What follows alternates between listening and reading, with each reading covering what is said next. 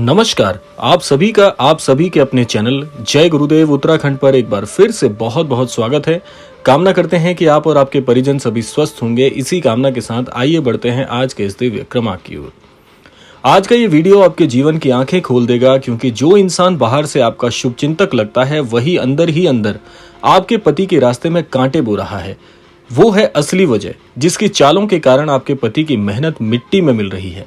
सावधान रहिए, क्योंकि ये वीडियो केवल चेतावनी नहीं बल्कि एक आईना है, जिसमें आपको सच्चाई साफ साफ नजर आएगी। और इस आईने में जो चेहरा आप देखेंगे वही है आपके परिवार की बर्बादी का असली कारण। आज हम इस रहस्य पर से पर्दा उठाएंगे और जानेंगे कौन है वो शख्स जो आपकी पति की सफलता, उनके सपनों और आपकी खुशियों का दुश्मन बन बैठा है। तो इसीलिए अगर आप तक भी आज का एक क्रमांक आया है तो एक क्रमांक बड़े ध्यान से आपको सुनना है, ताकि संपूर्ण जानकारी से आप अवगत हो पाएं। तो आइए प्रारंभ करते हैं आज का ये दिव्य क्रमांक। जीवन में पति पत्नी की मेहनत तभी रंग लाती है जब रास्ता साफ हो, लेकिन जब कोई छिपकर चालें चलता है, जब कोई मीठी जुबान से बातें करता है, पीठ पीछे जहर घोलता है, तब मेहनत के बीज अंकुरित होने से पहले ही मुरझा जाते हैं। ऐसा ही एक व्यक्ति आपके पास मौजूद है। आप सोच भी नहीं सकते कि इंसान आपकी मुस्कुराहट देखकर जलता भी है। आपके पति के बढ़ते कदम देखकर इसका खून खौलता है, और यही वजह है कि हर दिन हर पल कांटे बोने का काम कर रहा है। ध्यान दीजिए, ये व्यक्ति बाहर से बहुत सीधा है, बहुत मासूम दिखता है और कभी कभी तो मददगार भी दिखाई देता है, लेकिन असलियत में यह आपके परिवार के लिए काल साबित हो रहा है। इसका मासूम चेहरा कभी भी इसके इरादों को प्रदर्शित नहीं होने देता, बल्कि इसकी छवि अपने आप में बहुत रहस्यमयी है। आइए सबसे पहले जानते हैं कि व्यक्ति है कौन। सबसे बड़ा प्रश्न है, कौन है ये शख्स? क्या ये कोई रिश्तेदार है जो बाहर से चाचा, भाई, दोस्त या भाभी बनकर घर में आता जाता है, या ये वो पड़ोसी है जो रोज मीठी बातें करके आपको यकीन दिलाता है कि वो आपके दुख में सुख में आपके साथ खड़ा है, या फिर वही दोस्त है जिसके आपके पति सबसे ज्यादा जिसकी मांग करते हैं, जिसको सबसे ज्यादा मानते हैं और जो पीठ पीछे इनके खिलाफ जहर उगल रहा है? याद रखिए, दुश्मन कभी दूर बैठकर हमला नहीं करता। दुश्मन हमेशा पास बैठकर ही चोट करता है, और यही कारण है कि इस व्यक्ति की असलियत आपको आज तक समझ नहीं आ पाई। आइए जानते हैं क्या है इसके हथकंडे, कांटे बोने का तरीका क्या है। अब सुनिए इसके हथकंडे क्या हैं, ये किस तरह आपके पति के रास्ते में कांटे बो रहा है। सबसे पहला है कानों में जहर घोलना। ये बार बार आपके पति के मन में एक शंका पैदा कर देता है कि आप कुछ भी नहीं है, आप अपने जीवन में कुछ भी अर्जित नहीं कर पाए, यानी कि आपके पति की मेहनत को ये मिट्टी मानता है। छोटे छोटे झगड़ों को बढ़ाकर बड़ा बना देता है, घर में दरार डालने की कोशिश करता है, और ये प्रयास करता है कि वो आपके रिश्ते में खटास डाल दे। दूसरा काम है काम में रुकावट डालना। जैसे ही आपके पति कोई नया काम शुरू करने जाते हैं, ये व्यक्ति गलत सलाह देता है। कहता है, भाई ये काम मत करना, इसमें नुकसान होगा और तू बाद में पछताएगा। लेकिन असलियत में वो नुकसान का डर फैलाकर आपके पति की तरक्की को रोकना चाहता है। वो भयभीत है कि आपका पति तरक्की करके आगे ना बढ़ जाए। तीसरा काम है बाहर बदनाम करना। यह व्यक्ति बाहर जाकर आपके पति की इमेज या उसकी छवि खराब करता है।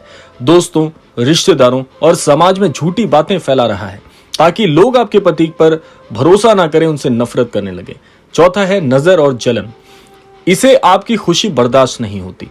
जब भी आपके पति कुछ अच्छा करते हैं, ये भीतर ही भीतर जलन करता है, और यही जलन इसे बार बार नई चाल चलने पर मजबूर कर रही है। आइए जानते हैं ऐसी स्थिति में आप महाराज जी का आशीर्वाद लेकर, महाराज जी का मार्गदर्शन लेकर, महाराज जी के दृष्टिकोण के अनुसार कैसे आगे बढ़ सकते हैं। यहां एक महत्वपूर्ण बात समझिए। नीम करौरी बाबा ने हमेशा कहा है, मनुष्य का असली दुश्मन बाहर नहीं बल्कि आपके भीतर, और भीतर की नफरत और जलन से बनता है। यानी कि बल्कि जो बाहर की नफरत है और जलन है, वो मनुष्य का सबसे बड़ा या सबसे असली दुश्मन आप कह सकते हैं। ये व्यक्ति बाहर से चाहे जो भी कर रहा हो, असल में उसका जहर उसकी अपनी जलन से पैदा हुआ है। वो आपसे नहीं बल्कि अपनी ही ईर्ष्या से लड़ रहा है। महाराज जी कहते हैं, अगर आप सतर्क हो जाएं, अगर आप भक्ति और विवेक का दीपक जला लें, तो कोई भी कांटा आपको रोक नहीं सकता। यही कारण है कि हमें इस व्यक्ति की पहचान करनी होगी, क्योंकि अगर पहचान नहीं की तो आपके पति की मेहनत बार बार यूं ही मिट्टी में मिलती रहेगी। अब हम जान लेते हैं वो संकेत जिनसे आप पहचान सकते हैं कि ये व्यक्ति कौन है, इसकी चालें क्या हैं और क्या इसकी मंशा है। प्रश्न है, आप इस इंसान को कैसे पहचानें? तो ध्यान रखिए, ये 5 संकेत हैं उस व्यक्ति को पहचानने के लिए। पहला है, जब भी आपके पति की तारीफ हो, यह व्यक्ति मुस्कुराता तो है लेकिन इसके चेहरे पर जलन साफ झलकती है। दूसरा है, यह हमेशा नकारात्मक सलाह देता है, कभी हौसला नहीं बढ़ाता। तीसरा है, आपके घर के झगड़ों में सबसे ज्यादा मजा इसी को आता है। चौथा है, यह हमेशा पर्दे के पीछे से आग लगाने का काम करता है। पांचवा है और सबसे बड़ी पहचान, यह व्यक्ति कभी आपके पति की तरक्की में खुलकर खुश नहीं होता। आइए अब जानते हैं इस क्रमांक का सबसे रहस्यमयी भाग क्या है। ये कहानी यहीं खत्म नहीं होती। ये जो सब कुछ आपने सुना है, यहां तक भी अगर ये परेशानी होती तो भी इसका निपटारा आसानी से हो जाता, लेकिन ये कहानी यहां खत्म नहीं होती। असल खेल तो अब शुरू होता है, क्योंकि अब हम आपको बताएंगे कैसे ये व्यक्ति आपके पति की जिंदगी को धीरे धीरे खोखला कर रहा है, कैसे ये उनके काम, उनकी इज्जत और उनके सपनों को मिट्टी में मिला रहा है, और सबसे अहम बात, कैसे बाबा नीम करौरी की एक दिव्य सीख आपके पति के लिए रक्षा कवच का काम करेगी। लेकिन ये सब जानने के लिए वीडियो को अंत तक जरूर सुनिएगा, क्योंकि आगे आने वाला है सच जो आपकी रूह तक को हिला देगा। ये व्यक्ति सिर्फ ये नहीं चाहता कि आपके जीवन में केवल जलन करके आपके पति के जीवन में कष्ट दे, बल्कि ये चाहता है कि आपका पति सभी प्रकार से, चाहे वो व्यवसायी हो, चाहे नौकरी पेशा हो, चाहे घर में सबके चहीते हों, ये सारे पद आपके पति के छीनना चाहता है। यानी कि इसके मन की मंशा जितनी कठिन और जितनी कठोर अब तक लग रही थी, उससे कहीं ज्यादा कठोर हो जाती है। आइए जानते हैं कैसे। आप सोच कर देखिए, 1% अगर आपके पति का व्यापार पूरी तरह से ठप हो जाए, उनके नौकरी पेशा में दिक्कत आ जाए, या उनकी सारी जितनी भी सम्मान उन्होंने कमाया है, उस सारी सम्मान की स्थिति को चोट पहुंचे, तो आपको कितना भय और कितना मन में उदासीन भाव आ जाएगा कि ये क्या हो गया। और सबसे बुरी बात यही है कि ये व्यक्ति केवल और केवल यही चाहता है, वो यहां तक छोड़ना नहीं चाहता, बल्कि वो ये सब कुछ करना चाहता है जिससे आपके पति का जीवन, आपके रिश्ते की जो डोर है, वो पूरी तरह से टूट जाए।